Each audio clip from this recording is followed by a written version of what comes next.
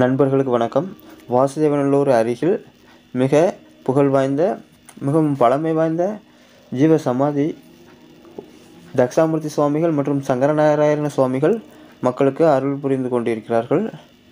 இது ஜீவ சமாதி வாசுதேவநல்லூரிலிருந்து நெற்கடஞ்சேவல் வழியாக பச்சேரி, அடுத்து அம்மன் குளத்திலிருந்து நேராக கிழக்க போனீங்கன்னா பனையூர், கிழக்கிருந்து வந்தீங்கன்னா கரிவேலந்தநல்லூர்லேருந்து நேராக பனையூர் வந்துடலாம். இங்கே சங்கரங்கோயிலிருந்தும் ஷார்ட்டாக வந்துடலாம்.